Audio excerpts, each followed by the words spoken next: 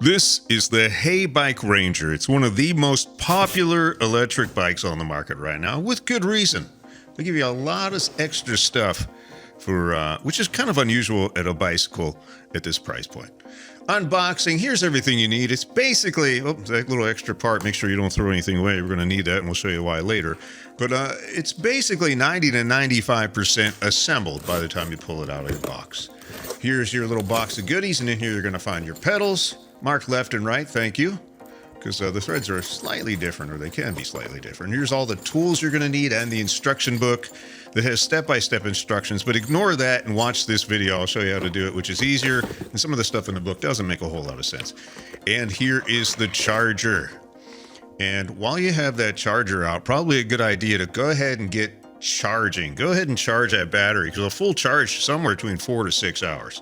So you need the keys to unlock this battery, which is a nice security feature. So turn it to the unlock position, you push it in, turn left, and lift it up. You can charge the bike on the battery, or you can take the battery off, which is what we did here.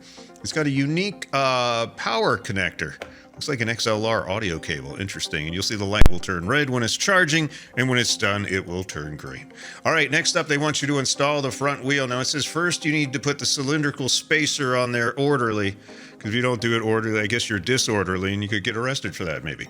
So just get rid of that bolt in there. That's the spacer. Now, here's the thing. You're going to want to put the disc in the caliper here, and you need to be really careful, because you don't want to bend this disc, and really, there's no other way to get that wheel on there. So the spacer's already on there. And this is so tight over here that you're never going to be able to get that frame to drop on the axle. You're never going to get that fork on there. So I recommend taking it off. Just take that nut and the spacer off.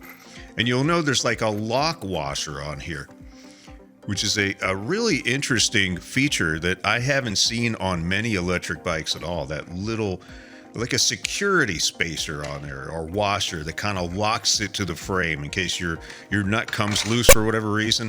It hopefully will not fall off the frame. I've never seen that happen, but it's kind of a nice little feature. So if you're doing this by yourself, it's a little awkward, I'm not going to lie. It's like the handlebar keeps wanting to get in that wheel, and it's kind of weird. It's a lot easier if you have two people to do this. So you kind of line it up there and just drop it right on that axle until it fits in. It might take you a time or two to do that.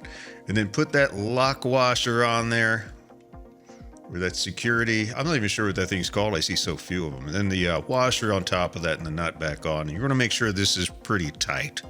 This is your front wheel. You don't want it coming off when you're going off those 500-foot BMX jumps. You know what I mean? That you probably won't do. So again, it comes with all the wrenches you need. I think this is a 14 millimeter. Tighten that up real good. And remember, you'll do the other side as well. It's got the lock washer there too. And again, this is a really nice feature, and a lot of people ask for this, and unfortunately, it's rare on these electric bikes, and I'm not sure why. Tighten that bad boy up, and you are off to the races. What I like to do is do a spin test, make sure she looks good, and make sure the caliper's not rubbing. If it is, you might need to adjust your brakes, and fortunately for this particular bike, it's good. They give you these little caps for the nuts, and usually I don't put them on because they fall off, and you see one stays on and whatever. All right, here is the front fender. Now, this is a combination. One bolt's going to hold your front fender and your headlight on. The headlight is wired to the system, which is really nice, so you don't have to use a separate one with your own batteries. It actually runs off the bike's battery, and it's pretty bright, too. It's a super bright LED. So this one bolt will hold them all together. It's going to hold your headlight on there. Make sure it's pulled all the way up so it doesn't scratch your fender, and your fender will only go up to a certain height. So you're going to tighten all that up, and it's kind of awkward. This is probably the most difficult part of the installation. So you got to get that wrench back there and hold it in place, and then tighten it all up. And then you have the two little bolts that go into the fork, which will hold the fender in place.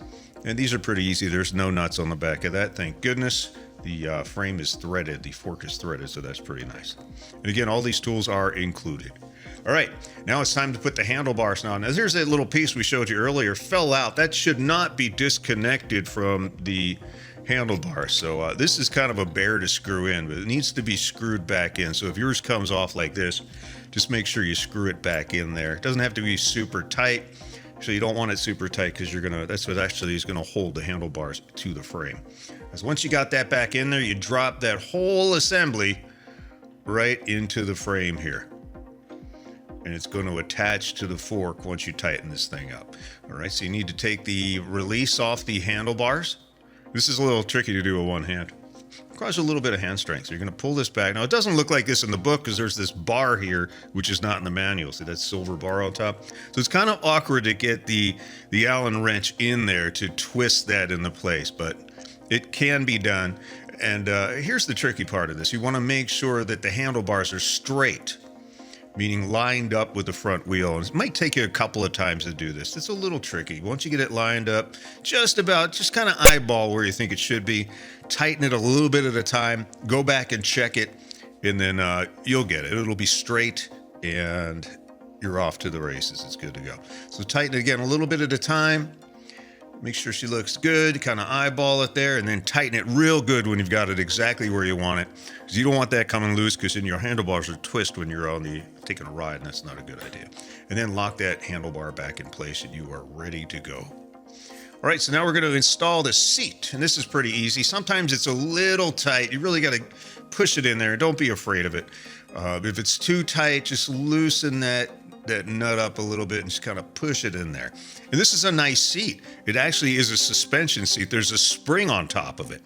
Now, the only downside of that is you can't put it all the way down. So if you're a little bit shorter than 5'4", you're probably going to be on your tippy toes if you're riding this thing. Because you put it down any lower, it won't lock into place. But it is a really nice feature. It essentially gives you dual suspension. So you've got the shock seat post, and that's a neat little thing too. So when you put the battery in, you can flip the seat up with that little lever underneath. And that is unique to Heybike. All right, time to put the pedals in. And you want to make sure these are real tight. This is nice too. It shows you that they're left or right, and it also has a little guide that shows you which way to twist it. And this drives people crazy a little bit because you're really not sure which way to go. So I go the other way, and especially when you're trying to get it in their finger tight to get it started, it can be frustrating at times. So it shows you exactly where to go and make sure they're really tight. This is neat too because they actually fold. The pedals fold. So when you fold up the bike, as we'll show you later, you can throw it in the car and it'll take a little bit less space, which is real nice. You shave an inch or two off if you're counting both of them. So here's what we've got so far. The back rack is installed. That's nice. The lights are installed. We're just about ready to rock and roll. So we're going to put the battery back in. We've charged it for a couple of hours, and you can see there's a little ridge in there, a little guide, a rail. And you just line it up on the rail and just slide that into place. It only goes in one way. It'll snap in, and then you turn the key. This thing will not work unless it's on the on position. Remember, that key also locks the battery and unlocks it into place, and then snap the seat back down, and you are ready to go. So let's take a look at the controls. The power button is actually underneath the plus and minus. A lot of people don't know where it is, so it's kind of hidden there. You have 3 levels of pedal assist. This is your thumb throttle, so make sure the bike is not on if you test that thumb throttle, because it will take off and put a hole in your drywall. Believe me, I've seen people do it.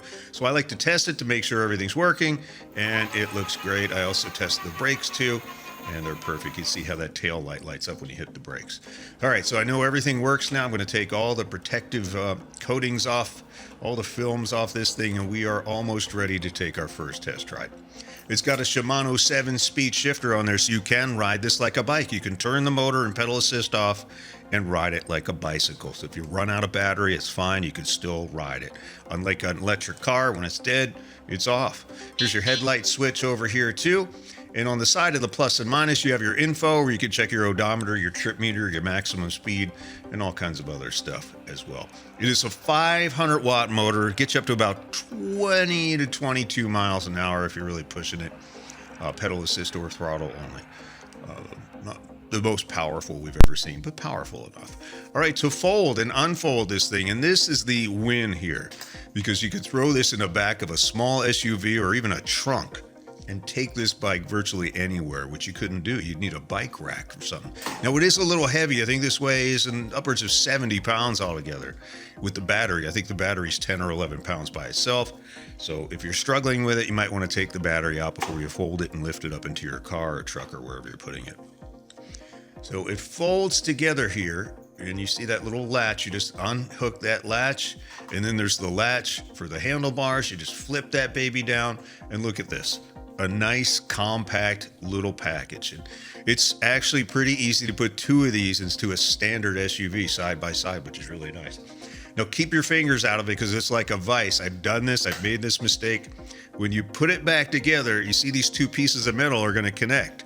And you've got a little bit of torque, a little bit of motion, a little bit of force going on there. So keep your fingers, toes, and anything you want to keep out of that opening, okay? So it snaps back together. You see, you just put it back together here and you just snap that in there real tight. Just kind of smack it into place and it's not going anywhere. It's completely tight. It's completely secured. And then put the kickstand down. The kickstand's already installed. That's nice. And put the handlebars back. You're ready to go. Now this is interesting. The tires, normally they're kind of flat when you get them from China. But these tires were weird because the back tire says maximum pressure 20. This was actually inflated to 44 PSI. I'm not sure what was going on there. So I actually had to let a bunch, I got an error here. It's like, yeah, that's the, hey, there's too much air in here. It was at 42 PSI. So I had to let a bunch of air out of the back tire. Yeah, I'm not sure what was going on there. The tire is fine. No problems at all. The front tire was about 11, about where I expected it. Usually they're lower. So I pumped that one up to 20 and she looks great. But that was weird seeing that thing pumped up to 42. I've never seen that before in the big fat tires. Great looking bike. It's ready to go. It even comes with a drink holder. All right, a lot of people ask about measurements. It is a step-through, which makes it a little bit easier for female, shorter people, and older people. So they want to know, how high do I have to kick my leg to get it over this thing? And this is about 15 and a half inches. So you get an average size foot right through there. Pretty easy for most people. But some people have a challenge with that, so it's important to know that. And the seat height, the minimum seat height on this thing, yeah, I'm going to say about 34 inches. So your butt will be about 34 inches off the ground. And here's Felicia. She is 5'3". She doesn't have any heels or anything. She's got her slippers on. And she said she felt pretty comfortable. She is on her tippy toes, as you can see, when she's standing here with the bike. But a lot of people are on their toes. No big deal. So 5'3", and she fits it. She said she felt pretty comfortable on it, so that's a good sign. So I'm going to say the minimum height is going to be 5'3". You could probably push it if you're 5'2". Great looking bike. Excellent set of features. A whole lot of extras. The Heybike Ranger. Enjoy it.